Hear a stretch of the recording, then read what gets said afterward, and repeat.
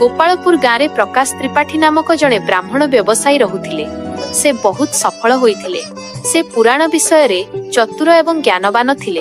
प्रकाश त्रिपाठी खोदन करिबारे बहुत भल थिले। से बहुत मूर्ख थिले जे जहा कहिले से विश्वास करुथिले।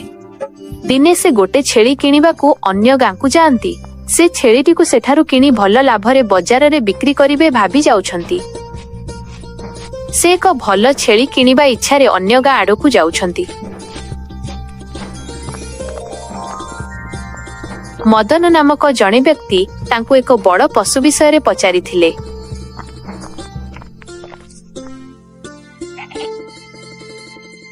भाई राम राम, तुमे केमिति अछ? घरे सब किछि ठीक अछि? प्रकाश राम राम। प्रकाश भाई, भगवान का आशीर्वाद सब किछि ठीक अछि।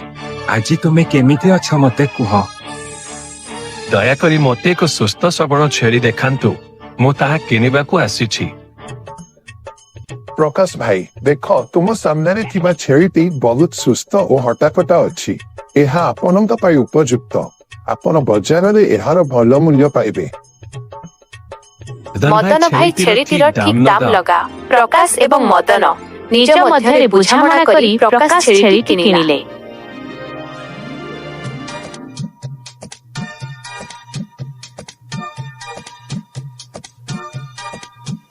बाटरे छेलीटी प्रकाशଙ୍କୁ ଅସୁବିଧାରେ ପକାଇଲା। ତେଣୁ ପ୍ରକାଶ ଛେଳିଟିକୁ କାନ୍ଧରେ ବୋହି ଚାଲିବାକୁ ଲାଗିଲେ। ପ୍ରକାଶ ଛେଳିଟିକୁ ରାସ୍ତାରେ ନେଇ ଯାଉଥିଲେ। ଠିକ ସେହି ସମୟରେ ତିନି ଚୋର ପ୍ରକାଶଙ୍କ କାନ୍ଧରେ ଛେଳିଟିକୁ ବୋହି ନେଇ ଯାଉଥିବାର ଦେଖୁଥିଲେ। କେମିତି ଏ ଛେଳିଟିକୁ ବ୍ରାହ୍ମଣ ଠାରୁ ଚୋର କରିବା? गोटे आइडिया सुनो। ନିଜ ମଧ୍ୟରେ କଥାବାର୍ତ୍ତା ହୋଇ ଚାଲିଲେ।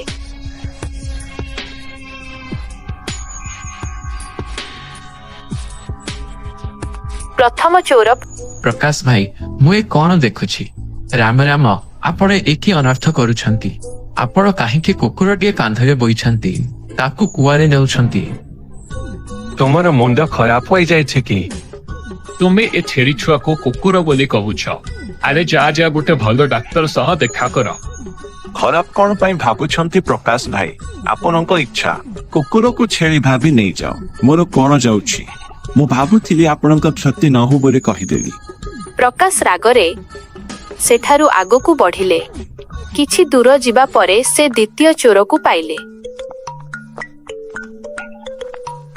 अरे प्रकाश भाई, कौन हैला? ए कुकुर को केमिति मरिगला? बहुत खराब हैला, बहुत खराब। जहा ताहा कहि चलिछ, हटी जा मो बाटरो। प्रकाश सेठारु भी रागरे आगकू बढ़िले। किंतु मने मने भाबुछंती जे छेड़ी छुआटी रे किछि अलगा अछि कि जे विभिन्न लोके को भिन्न भिन्न भाबरे देखुछंती। मने मने भाबुछंती किछि भूल लागुछि। राम राम राम राम। एतिकिरे तृतीय चोर आसिला एवं कहिला, राम राम प्रकाश भाई केमिति अछंती? बहुत दिन परे देखा हेला। प्रकाश राम राम भाई बहुत भल। ए बाजार को जाउथिली। किछि बोक लोक एही छेली छुआटी को कुकुर कहउछंती ओ किछि चोर आसिला एवं कहिला, जणा नाही कोन होई जाईछि समस्तंकु। मुंड खराब सेमानंकर। काहे कि मरिछि ए मेंढा छुआ। ठीक ठाक देखा जाउथि। प्रकाश मेंढा छुआ? अरे भाई, एहा छेली छुआ प्रकाश भाई केमिति कथा कहउछंती? तृतीय चोर, मेंढा छुआ को मेंढा छुआ कहिबी ना?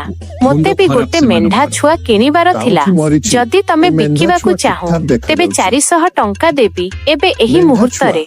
प्रकाश मने मने, अरे ए छेलीटीर बजार रे दाम थिबो न थिबो, एठारे मु बिकी दिए। प्रकाश, ओहो भाई आपण नै जा, 400 टंका देई दियो। चोर प्रकाश को 400 टंका देला। प्रकाश 400 टंका नेई सेठारु चली गले।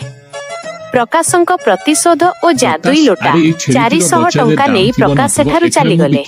तापरे तिनी चोर एकाठी होई बजार आड़कू गले। एपटे प्रकाशଙ୍କୁ लागिला किछि तो गड़बड़ अछि। जानिबा पई से सेमानଙ୍କୁ पिछा कले। सेठारे देखि से आश्चर्य होई गले। 400 तीन लोक संगरे थिले ओ सेमाने छेली छुआटी टंका नै दामरे बिकी देले। एबे कोन हेबो? प्रकाश तो बोका बनी जाइथिले। तापरे तीन चोर एक मुंडरे बजार आड़कू आसला ओ से तीन चोर को दंड देबार गड़बड़ अछि। एक जानिबा पई से गोटे कपड़ा दुकान को जाई किछि कथाबार्ता करी किछि टंका देई सेठारु बाहरिले। 2 ତାପରେ ପୁଣି ଗୋଟେ ସେଠାରେ ଢାବାକୁ ଦେଖି ସେ ଯାଇ କିଛି ଆଶ୍ଚର୍ଯ୍ୟ ହୋଇଗଲା। କଥାବାର୍ତ୍ତା କରି କିଛି ସେ ଟଙ୍କା ତିନି ଦେଇ ଲୋକ ସାଙ୍ଗରେ ଥିଲେ କାହିଁ ଓ ପରଦିନ ସେମାନେ ସେହି ତିନି ଛୁଆଟିକୁ ଚୋରଙ୍କ ମୋଟା ସାମ୍ନାରେ ଦାମରେ ବିକିଦେଲେ। ପ୍ରକାଶ ଏବେ ହାତରେ କଣ ହେବ? ଏକ ଲୋଟା ଧରି ଯାଉଥିଲେ।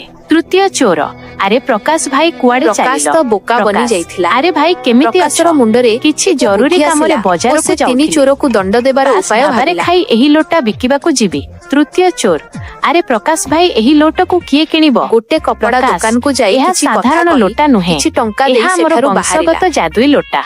ଆଜି ମୁଁ ତୁମ ତିନି ଜଣଙ୍କୁ ତାପରେ ଏହି ପୁଣି ଗୋଟେ ଲୋଟାର ଢାବା ଜାଦୁଇ ଯାଇ ପାଣି କିଛି କଥା ବିଷୟରେ କହି କହିବି।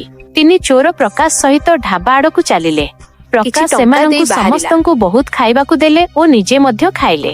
ତା ଢାବାବାଲା ପରଦିନ ସେହି ତିନି 500 ଚୋରଙ୍କ ଟଙ୍କା ସାମ୍ନାରୁ ହେଲା। ପ୍ରକାଶ ହାତରେ ପ୍ରକାଶ ଲୋଟା, କଳସରୁ ପାଣି କଳସ ନେଇ ଧରି ସେ ଯାଉଛି। ଦୋକାନୀ ଉପରେ ଛିଞ୍ଚି ଏତିକିରେ ଦେଇ କହିଲେ, ତୃତୀୟ ଚୋର ସାମ୍ନାକୁ ଅବ୍ରାକାଡାବ୍ରା ଆସିଲା ଟଙ୍କା ଆଉ ଆସିଲା। କହିଲା, ଏତିକି କହିବା ମାତ୍ରେ ସେହି ଢାବାବାଲା ତାଙ୍କ ପକେଟରେ ହାତ ମାରିଲେ ଏବଂ ତାଙ୍କ ପାଖରେ ଟଙ୍କା ବାହାରିଲା। ଆରେ ପ୍ରକାଶ ଭାଇ କୁଆଡେ ଚାଲିଲ? ଆରେ ଭାଇ କେମିତି ଅଛ? କିଛି ଜରୁରୀ କାମରେ ବଜାରକୁ ଯାଉଥିଲି। ବାସ୍ ଢାବାରେ ଖାଇ ଏଇ ଲୋଟା ବିକିବାକୁ ଯିବି। ଆରେ ପ୍ରକାଶ ଭାଇ ଏହି ଲୋଟାକୁ କିଏ କିଣିବ? ଏହା ସାଧାରଣ ଲୋଟା ନୁହେଁ, ଏହା ଆମର ବଂଶଗତ ଜାଦୁଇ ଲୋଟା। ଆଜି ମୁଁ ତୁମ ତିନି ଜଣଙ୍କୁ ଏହି ଲୋଟାର ଜାଦୁଇ ପାଣି ବିଷୟରେ କହିବି। ଆସ୍ ତିନି ଚୋର ପ୍ରକାଶ ସହିତ ଢାବା ଆଡକୁ ଚାଲିଲେ। ପ୍ରକାଶ ସେମାନଙ୍କୁ ସମସ୍ତଙ୍କୁ ବହୁତ ଖାଇବାକୁ ଦେଲେ ଓ ନିଜେ ମଧ୍ୟ ଖାଇଲା। ଢାବାବାଲା 500 ଟଙ୍କା ହେଲା। ପ୍ରକାଶ କଳସରୁ ପାଣି ନେଇ ସେ ଦୋକାନୀ ଉପରେ ଛିଞ୍ଚି ଦେଇ କହିଲା, ଅବ୍ରାକାଡାବ୍ରା ଟଙ୍କା ଆସିଯା। ଏତିକି କହିବା ମାତ୍ରେ ସେହି ଢାବାବାଲା ତାଙ୍କ ପକେଟରେ ହାତ ମାରିଲେ ଏବଂ ତାଙ୍କ ପାଖରେ ଟଙ୍କା ବାହାରିଲା। ସମସ୍ତ ଚୋର ଆଶ୍ଚର୍ଯ୍ୟ ହୋଇଗଲେ ଏବଂ ଭାବିବାକୁ ଲାଗିଲେ ଯେମିତି ହେଉ ବି ଏ ଲୋଟା ନେବାକୁ ହେବ। ତାପରେ ପ୍ରକାଶ କପଡା ଦୋକାନକୁ ଗଲେ ଓ ନିଜ ପାଇଁ କପଡା କିଣିଲେ। ତାପରେ ଟଙ୍କା ନ ଦେଇ ସେ ଲୋଟାର କମାଲ ଯାଦୁ ଦେଖାଇଲେ। ଏଥର ସମସ୍ତ ତିନି ଜଣ ଚୋର ବିଶ୍ୱାସ କଲେ ଯେ ଲୋଟାଟି ପ୍ରକୃତରେ ଜାଦୁଇ ଅଟେ। ଚୋରମାନେ ପ୍ରକାଶ ତ୍ରିପାଠୀ ଭାଇ ଆମେ ତୁମକୁ ଏହାର ସଠିକ ଦାମ ଦେବୁ, ପୁରା 3000 ଦେବୁ। ଜମାରୁ ନୁହେଁ, 6000 ଟିକେ ବି କମ୍ ନେବି ନାହିଁ। ଅତି କମରେ 5000 ନେବି।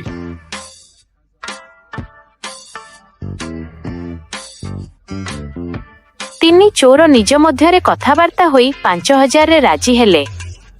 ଚୋରମାନେ ପ୍ରକାଶ ଭାଇ ଏ ଟଙ୍କା ନିଅ ଓ ଏ ଜାଦୁଇ ଲୋଟା ଆମକୁ ଦିଅ। ଲୋଟା ଦେଇ ପ୍ରକାଶ 5000 ଟଙ୍କା ନେଇ ସେଠାରୁ ଚାଲିଗଲେ। ସେପଟେ ତିନି ଚୋର ଲୋଟା ନେଇ ବହୁତ ଖୁସିରେ ମୁହଁ ମିଠା କରିବାକୁ ଗଲେ। ସେମାନେ ପେଟ ପୁରା ଭିନ୍ନ ଭିନ୍ନ ମିଠା ଖାଇଲେ। ଆଉ ଯେତେବେଳେ ଦୋକାନୀ ଟଙ୍କା ମାଗିଲା ସେ ଲୋଟାରୁ ପାଣି ନେଇ ତାହା ଉପରେ ଛିଞ୍ଚି ଦେଲା।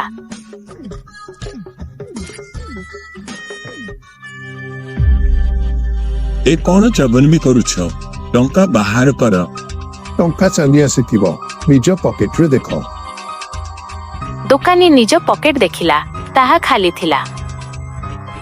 ଦୋକାନୀ ରାଗରେ ପାଖରେ ଥିବା ଲୋକଙ୍କୁ ଡାକି ତିନି ଜଣଙ୍କୁ ଖୁବ୍ ପିଟିଲେ।